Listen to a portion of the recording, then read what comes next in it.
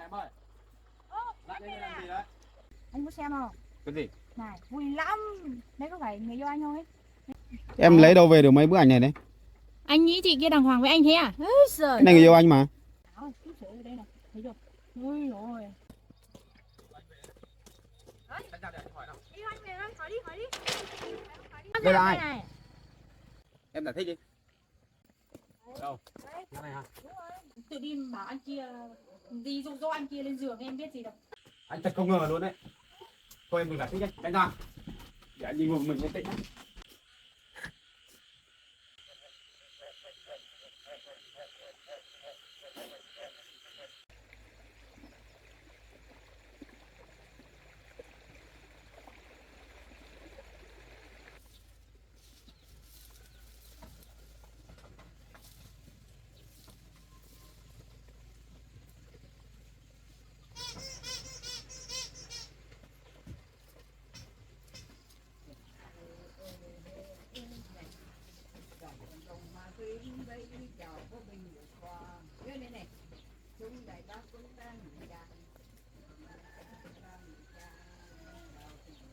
Tin về Sài Gòn ta quyết lời hít lời nhạc thuộc. Tin về Sài Gòn ta quyết lời thành đô. Không nhớ cái bài này đâu.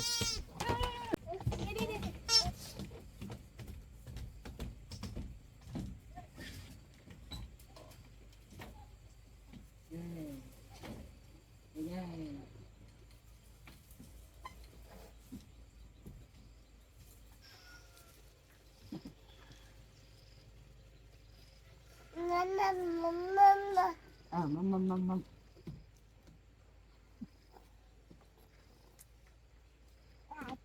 Chai. Ở đây.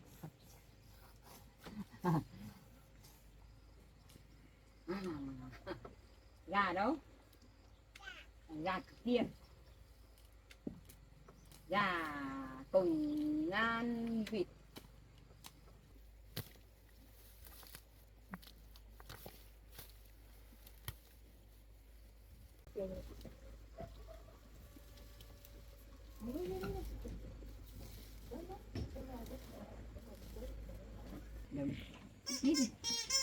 Vít đi.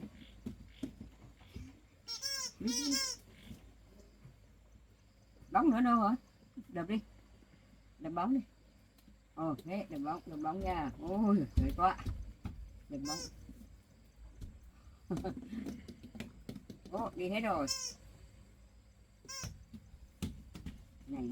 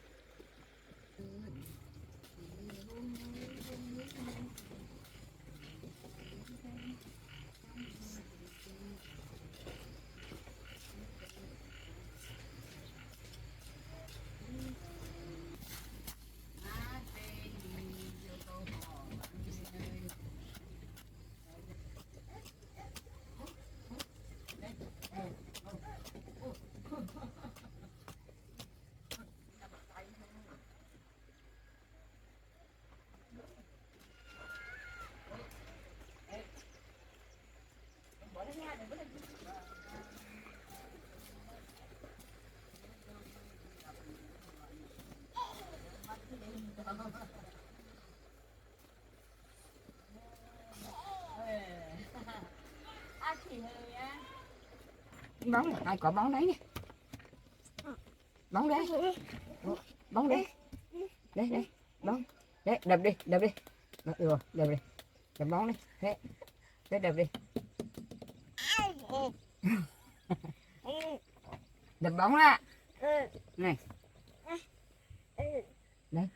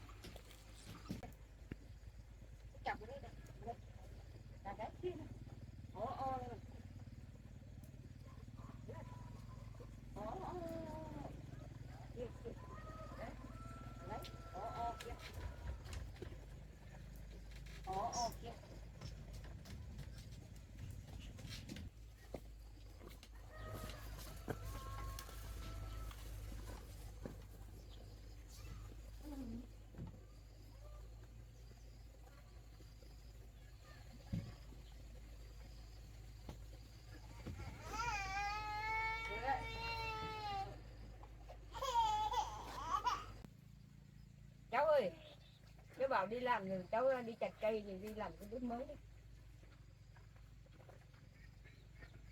Cháu đi chặt cây trước rồi nào cháu bảo về cháu bảo làm.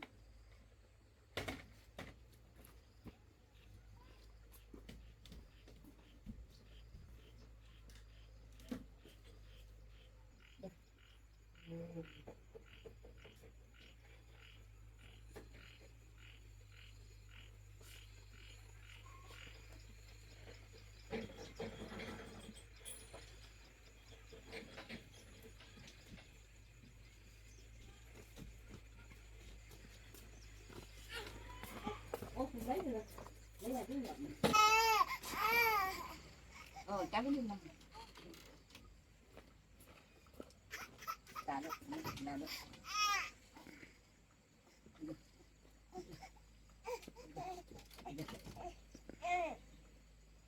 Được.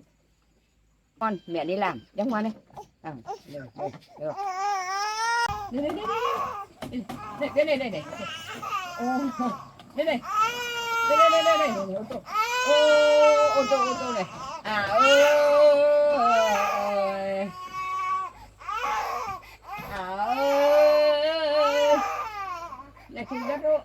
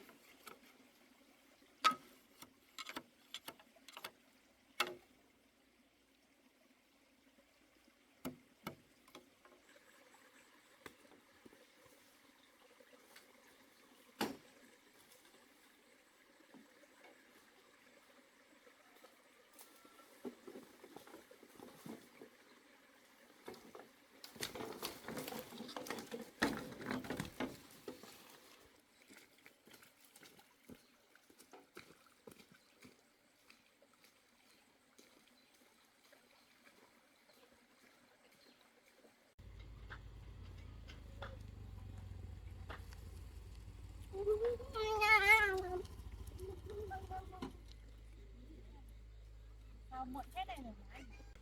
Tắt máy mà anh bảo thấy cái ảnh này kiểu gì anh bảo anh bỏ cái chị kia thôi để mình vào nhà chờ đấy.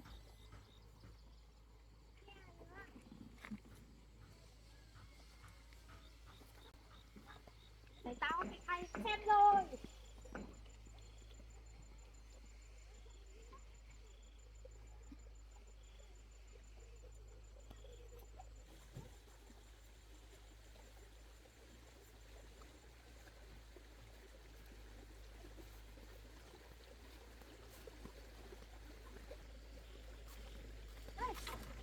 Bác chủ này chắc chị kia không có ở nhà đấy nhỉ? Chị kia có ở nhà không? Ba ơi! Mở cửa ba ơi! Ơi bà mở cửa cho cháu. Ai vậy đấy nhỉ?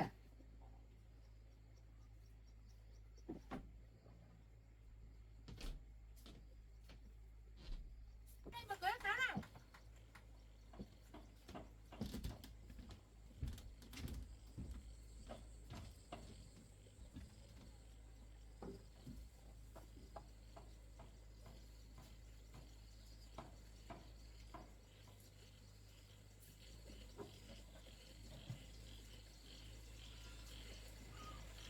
Cháu lại đây đây à? Cháu đi về đi.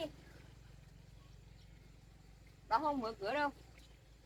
Mở cửa cho cháu đi. Cháu đi về đi. Không, đừng có ở đây làm nồn. Mở cửa cho cháu đó bà. Bà không mở cửa cho cháu không? Bà không mở cửa cháu cứ đứng đây đợi ở đây. Bà không mở đâu. Cháu cứ làm nồn, bà không mở đâu. Không thì cháu ở đây đợi. Cái là việc của cháu mà kệ cháu thôi. Cháu chờ có chờ thôi.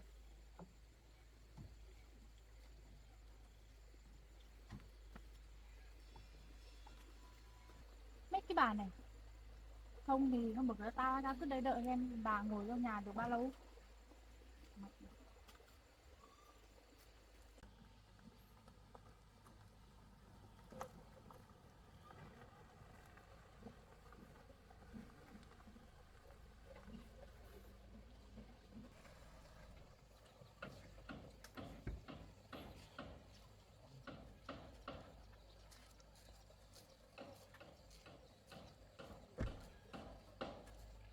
Xe này không phải xe của con bé kia.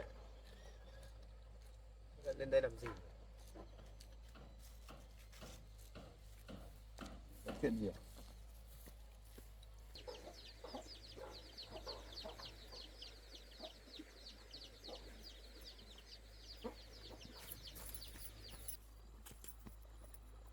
Em ơi, Ô, lại anh lên về đây làm gì à? đấy?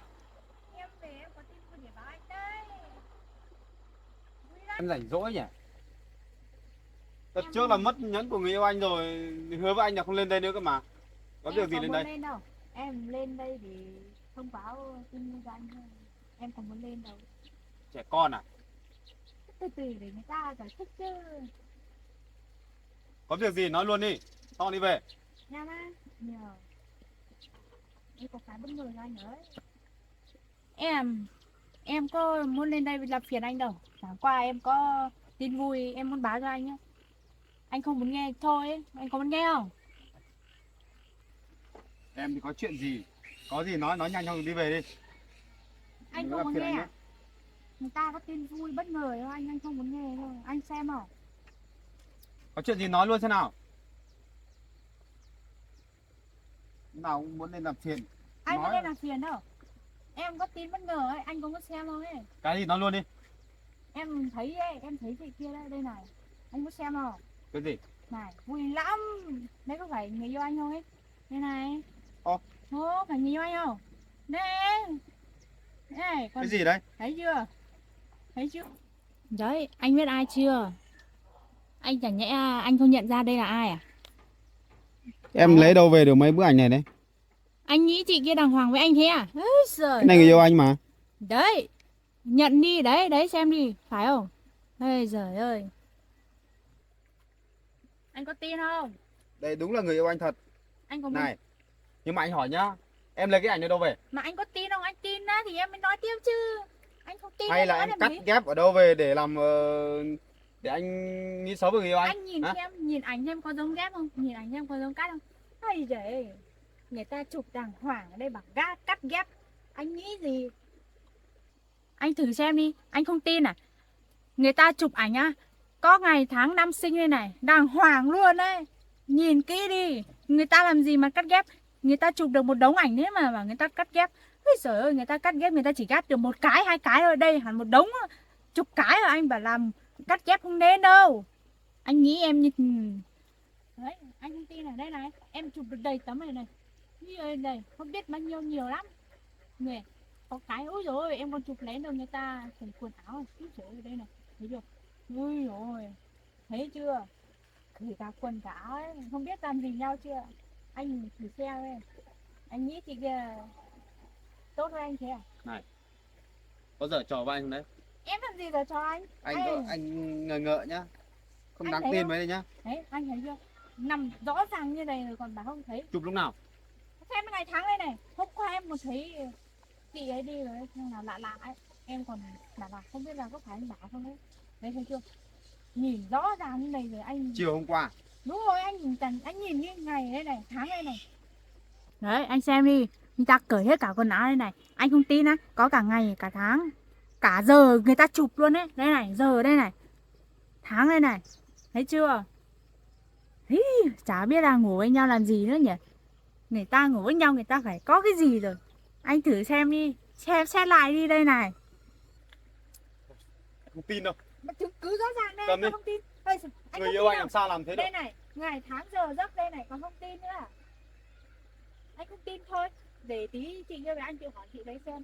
Em nói thế là em có bằng chứng cứ đây hết rõ ràng nên anh không tin thôi. Em rõ ràng chứng cứ đây. Có phải tận mắt em nhìn thấy không đấy? Thật thì không thật thì sao em mà lén chụp được cái tấm ảnh để cho anh xem được? Người ta có chứng cứ rõ ràng ngày rồi, giờ này. Giờ Hay là chụp em này.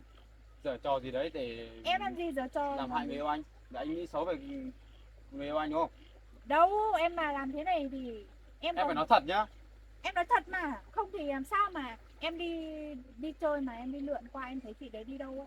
Thế là em mới đi theo, em tưởng là anh Bảo nhưng mà nhìn nhầm không phải anh Bảo đâu.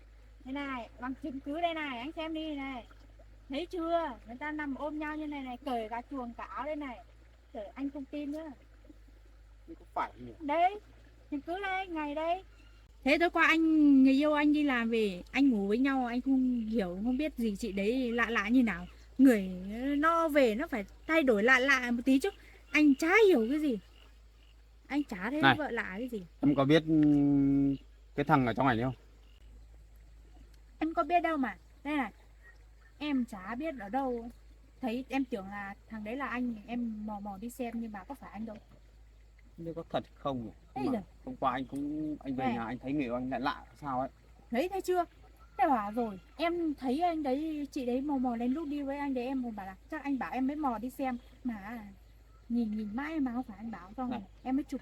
Em biết nhau. Có ở nhà cái kia, qua đường này đi có kia kìa. Nhà ngay kia nhà anh đấy ở ngay đấy. Chị lén lút còn đi theo em mày đấy, chứng cứ rõ đây, anh không tin à? Này đấy, ôm Bây nhau giờ- đấy. Bây giờ người yêu anh đi làm mà chưa về chứ, để anh phải hỏi rõ cơ. Em tự dưng mang mấy cái ảnh này ra. Chứng cứ này kiểu gì chị cũng không dám nhận anh đâu mà. Đây chứng cứ rõ ràng thế mà. Thế chả nhẽ tối qua anh ngủ với nhau lại không thấy vợ của mình lạ như nào. Sao người yêu anh lại làm thế nhỉ? Anh có biết không, chị đấy có một đứa con là chị đấy à, thằng nào chị đấy cũng có thể ngủ với đấy. Cả anh ấy đừng có mà yêu nữa. Nhìn chị đấy kìa, vừa yêu như này còn bẩn thỉu, có con riêng rồi này, lăng lòa con gái này không nên đâu, còn con gái lăng nhăng. Ôi trời, anh ấy chả biết anh ấy cứ yêu cái gì, đâm đầu vào yêu cái tình yêu như thế được nữa. Em có thể đưa anh lên gặp cái thằng mà ở trong ảnh không? Được, đi luôn, em đi dẫn đi, đi Anh phải đi hỏi rõ chuyện này mới đi được. luôn đi, em dẫn đi mà.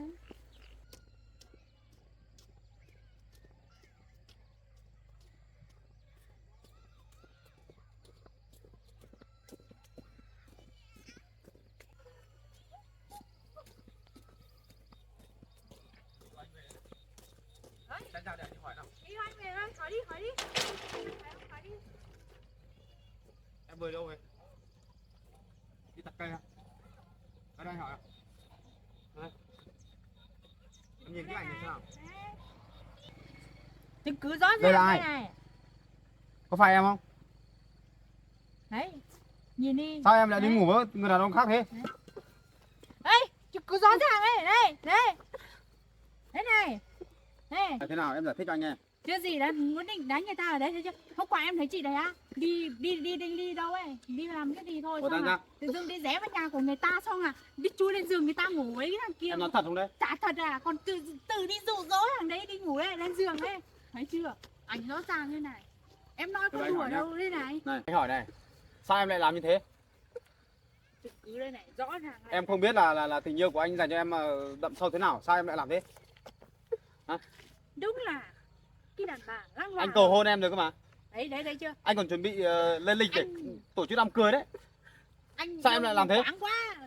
Thấy chưa? Bằng chứng cứ rõ ràng đây này. Thấy chưa?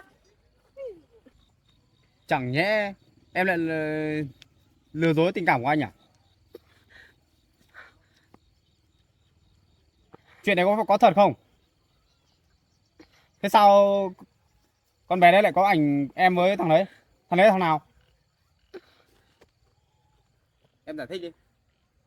Đấy, anh chị cứ đây nói chuyện với tình yêu đích thực của anh nhá. Trung thực của anh nhá. Em đi ra ngoài một tí.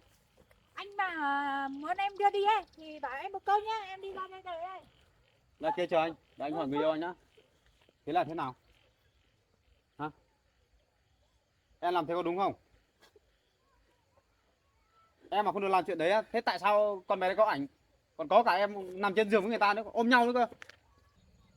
Anh thật không ngờ là em lại làm ra những chuyện thế này. Em nghĩ tình yêu của anh là trò đùa. Thích ngủ với ai thì ngủ à? Em làm như thế là em có biết là em làm tổn thương anh lắm không? Hả? Anh thương em từ lúc em còn chưa có nhà. Mà đến hôm nay em cho anh một sự bất ngờ thế à? Em bỏ tay anh ra. Bỏ ra. Em phản bội anh rồi đấy. Có thật chuyện đấy là em đúng không? Đúng không? Bỏ ra. Từ từ để anh hỏi đã. Không ôm ấp gì. Để anh hỏi đã. Ôi giời, anh bảo mà biết được cái chuyện này tin này à, chắc là bực lắm đấy, sướng đầy cái chị Cầm kìa. Để gọi cái thằng em mình trốn á, chết đấy. Không ai khi gặp lại. Không nên gì đấy.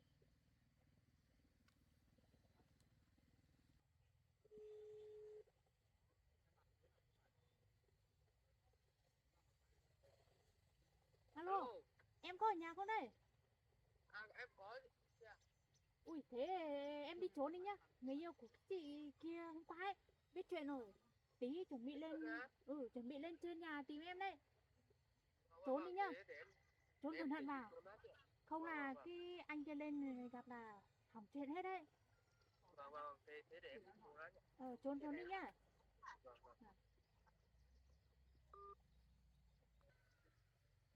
May quá. Không là anh bảo biết chuyện này là hỏng hết chuyện đấy. Thế là mình yên tâm rồi. Bảo ổn là mình đi thôi.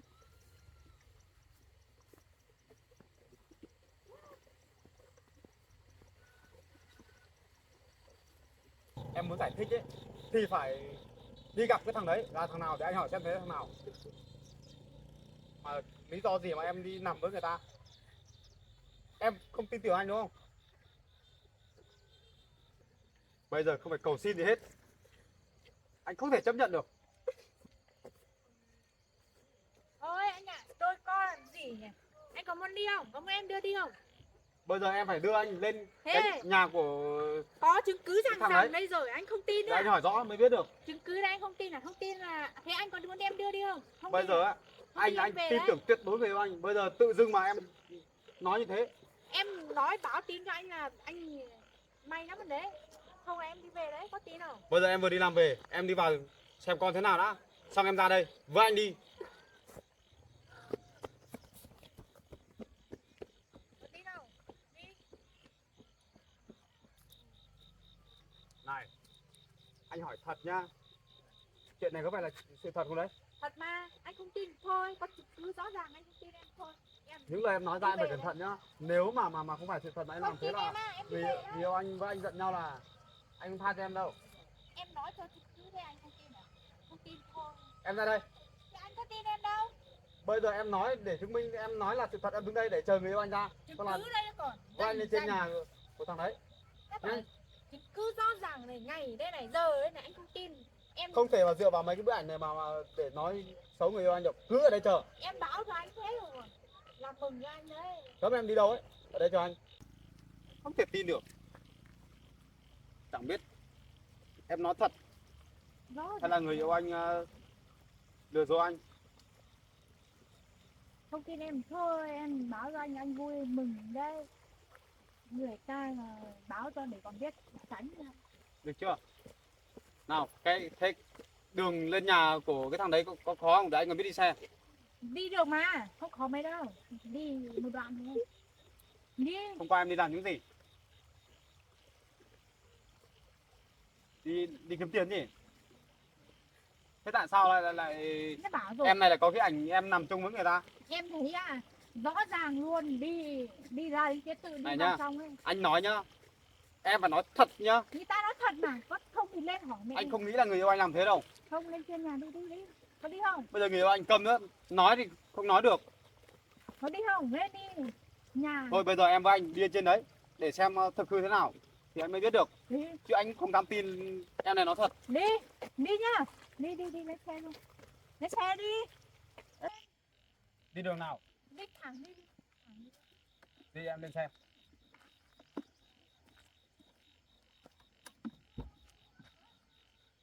Đi thẳng nhá, nhanh nhá. Đi qua thẳng qua đường.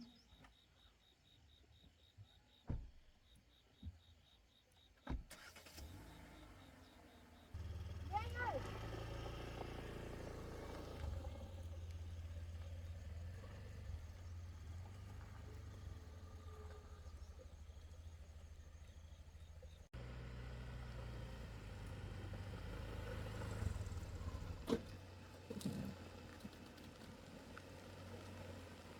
Đỗ đây. Không đi được xe đây đâu. Sắp đến chưa? Đến rồi, để đây, không đi xe đường đâu.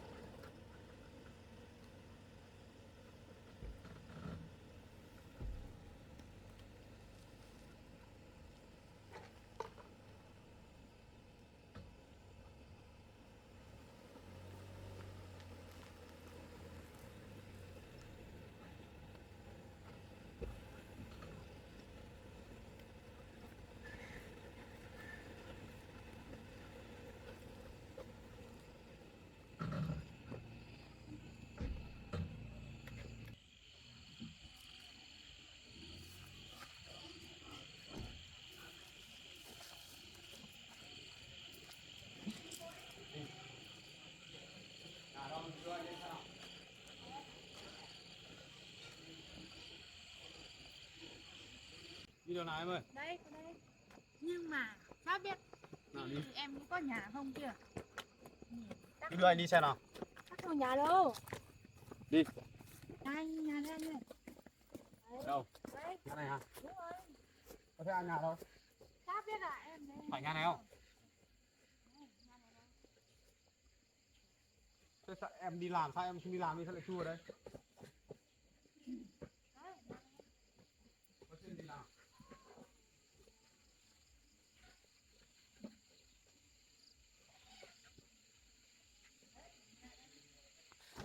Chị để làm gì em chả hiểu cái gì đâu chị ạ. Em đang làm gì? Chị làm gì em chả hiểu luôn. Bây giờ anh không có giấy bút ở đây cho em viết. Anh không hiểu em nói gì đâu. Chị làm gì em cũng chả hiểu. Anh không có thời gian đâu. Em gọi Mà em cái thằng ở nhà này ra đây cho anh nói chuyện. em biết thằng này là thằng nào đâu, em chỉ đi theo dõi em biết là cái nhà này chứ em chả biết thằng nào đâu. Chỉ Em với con đi, anh không hiểu em nói gì đâu. Em chỉ biết mỗi cái nhà thôi, thằng kia em chả quen biết gì cả. Em đi mòn thấy chị đấy rẽ vào đây vào nhà thằng này với thằng này chứ em biết gì đâu. Em chả liên quan, em chả biết gì anh. Anh nhìn cử chỉ với thái độ của người yêu anh nhá, không chắc hình như là không có chuyện này đâu, là khả năng em bày trò đúng không? Em phải trò gì? Em nói thật mà, em thấy chị đấy vào đây xong là tự đi bảo anh kia gì dụ dỗ anh kia lên giường, em biết gì đâu. Em biết gì đâu. Anh thấy chưa? Chị có cả con riêng đấy. Anh thử xem. Thử chắc là biết rồi đấy. Biết chị này như nào, là con người như nào rồi đấy. Còn có cả con riêng này này, anh thử xem. Anh không tin em đi về đấy.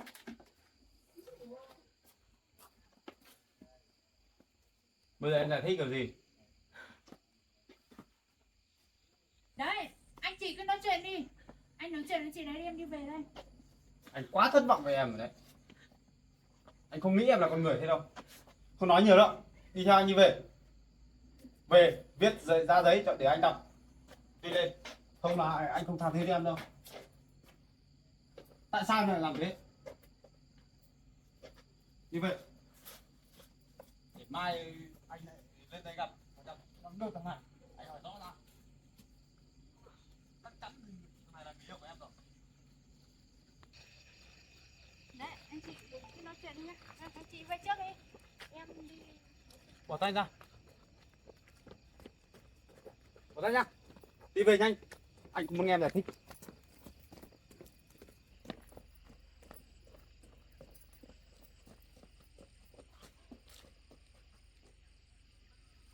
Lên xe thì lên xe nhanh đi. Không muốn nghe em nói thì giải thích gì hết.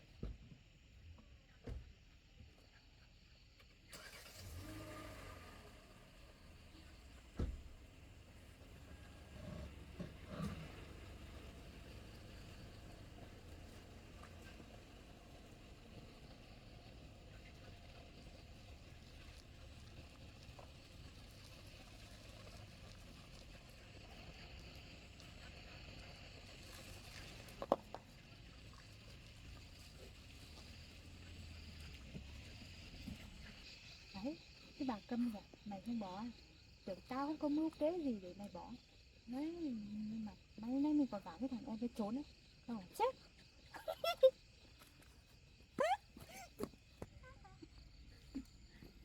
Vui thế nhỉ? Sướng, thoải mái hết cả người.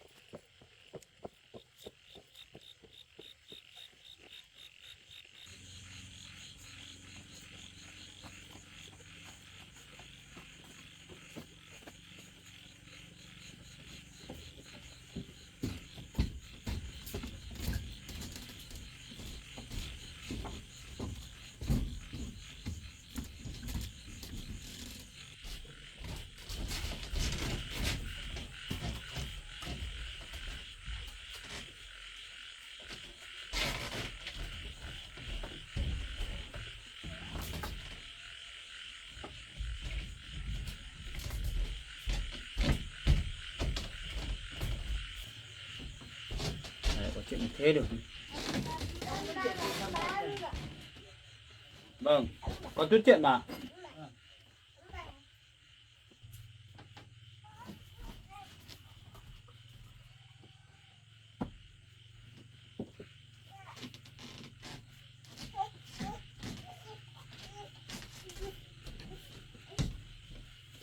Em lấy giấy bút ra đây.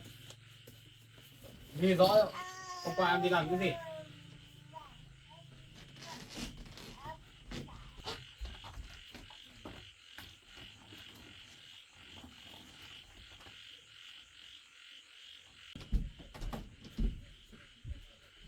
Lấy như đàn đi.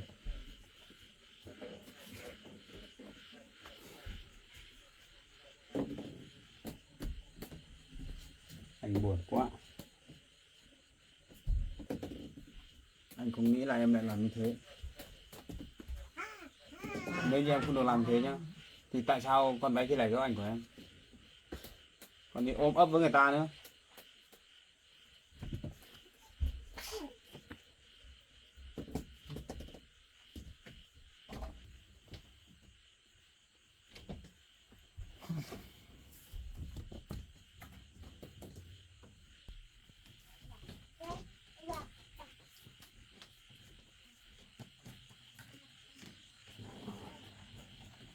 đi qua nhà người ta, sao em lại đi vào nhà người ta?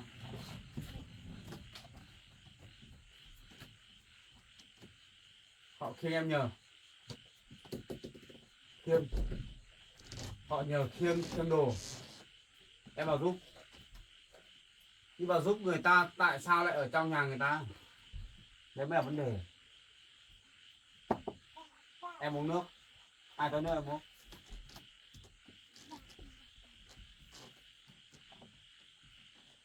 Người ta cho em uống nước. Em đi giúp người ta sao em lại vào nhà người ta ngồi uống nước làm gì? Người ta nhờ giúp thì mình giúp người ta xong mình về luôn chứ. Em cũng quen biết gì người ta đâu. Không phải là em với cái thằng đấy quen nhau lâu đúng không? Thế tại sao em cái ảnh của cái con bé đấy đưa cho anh xem, tại sao em lại nằm trên giường?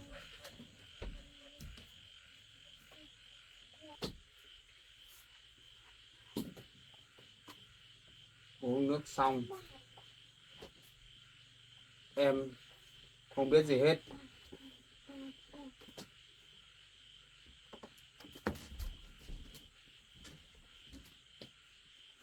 Mà lạ nhỉ, em uống nước xong em phải về ấy, em lại bảo không biết gì.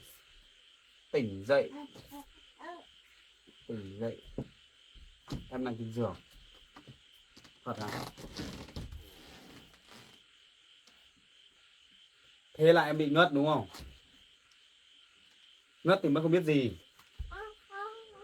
hay là nước em uống có vấn đề?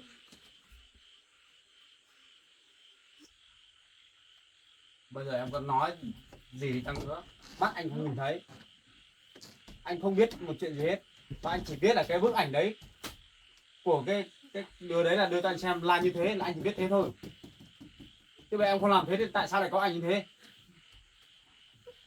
Không thể có sự hiểu lầm đây được.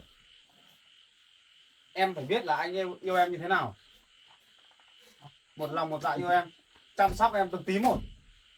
Bây giờ em lại làm thế với anh.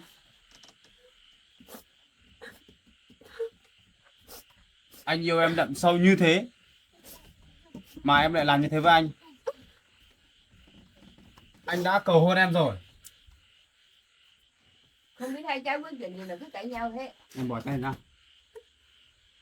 Chẳng biết là hôm qua Mận đi làm cái gì về mà sao cái con bé hay lên nhà mình ấy đưa cho cháu xem một cái ảnh thấy Mận với người ta ôm nhau à? Chắc là hồi này nghĩ vào cái bệnh cái chuyện không tốt nữa. Thế cháu mới nói bây giờ Mận được cái giải thích bảo là người ta làm hại mình, nhưng mà sao người ta lại có cái ảnh chụp mà có cả Mận đấy, người ta còn cởi cả áo nữa, cởi hết đồ ra. Như thế thì anh làm người yêu em sao anh tin được? Cháu ạ, chắc người ta chỉ hại mình thôi chứ bà thấy hai cháu đã đến với nhau lâu rồi, có cái chuyện gì xảy ra đâu. Nhưng mà cái bức ảnh đấy là có cả Mận ở trong đấy, mà Mận bảo đi làm về, sao lại cái con bé kia bảo là Mận đi ve vãn người ta, xong lại đi ngủ với người khác nữa. Cháu chẳng hiểu là chuyện gì nữa. Chắc cái con bé kia nó duyên tuông cái mình lấy cháu thôi, không có cái gì đâu. Bây giờ ấy cháu vừa đưa Mận lên trên kia gặp tìm thằng ấy rồi, thằng đấy không thấy ai ở nhà đâu. Bây giờ chưa biết chuyện gì xảy ra, chưa rõ. Cháu hoang mang đây. Chắc người ta làm hại cho cháu Mận thôi, cháu nên thông cảm cho cháu thôi, cho cháu Mận đi. Vì hai vợ chồng đến với nhau đã lâu rồi, không có Nhưng cái mà chuyện gì xảy ra. chính xác là em không làm gì đâu gì. Anh thật không ngờ luôn đấy. Thôi em đừng giải thích nhé, anh ra để anh đi ngồi một mình yên tĩnh.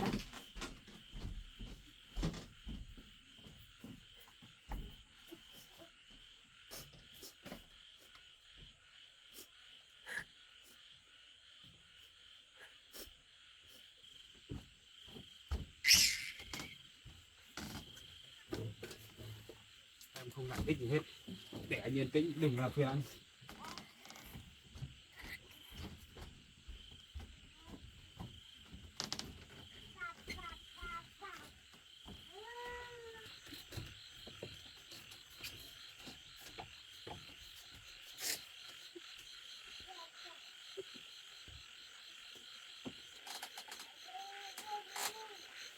Nếu đây mà là sự thật đấy thì cả đời này anh sẽ không tha thứ cho em đâu. Em làm anh quá thất vọng.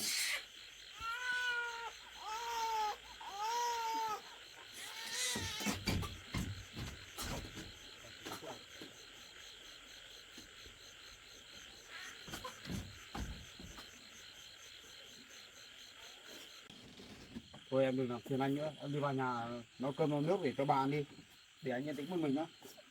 Có gì mai tính tiếp.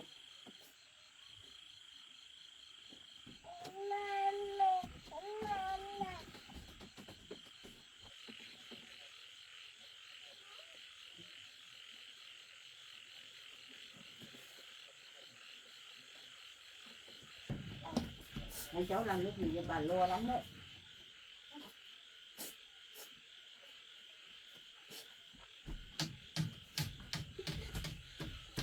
Cháu không khóc nữa.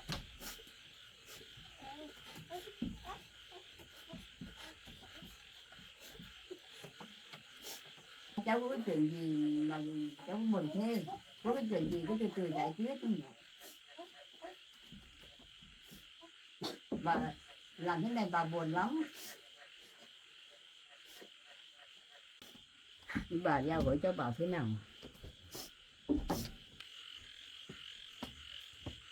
Cháu ơi, thì giờ hai cháu có chuyện gì mà cháu mặt mày khóc?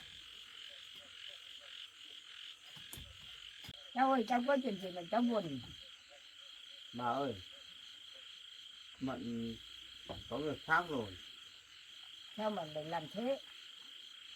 Cháu thấy bà thấy hai cháu là thương nhau lắm mà. Cháu cũng chẳng hiểu chuyện gì nữa rồi. Cháu á, chắc là hiểu nhầm trên bệnh rồi. Mình là con người tốt, hai cháu là con người tốt với nhau thì sống với nhau đôi rồi. Người ta làm độc cho cháu Mận thôi, người ta làm hại cháu Mận thôi. Cháu biết là Mận là người tốt, chăm chỉ. Nhưng mà cháu nhìn vào bức hình đấy, cháu không thể tin được. Tấm hình những là không chính xác đâu. Cháu ạ, hình cái là cái người ta làm cắt cắt hình vào đấy để người ta làm hại Mận thôi. Bây giờ thì chưa rõ ràng được. Bây giờ cháu phải bắt được, tìm được cái thằng mà nằm với Mận ấy thì chắc mọi chuyện mới rõ được. Cháu hy vọng là không có chuyện này. Nếu mà chuyện này là chính xác ấy, chắc cháu không sống nổi mất. Hai cháu cứ bình tĩnh đi. Thôi bà đi vào trong nhà đi, để cháu yên tĩnh lắm.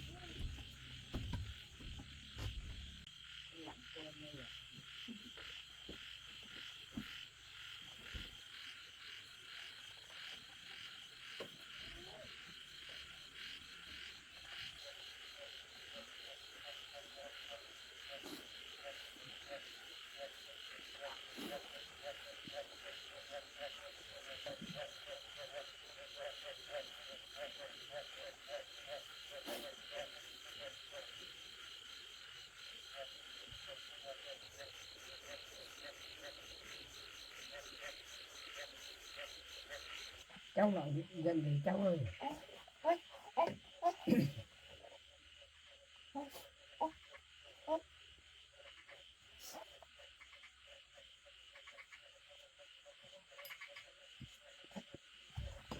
Cháu cũng buồn cháu thôi.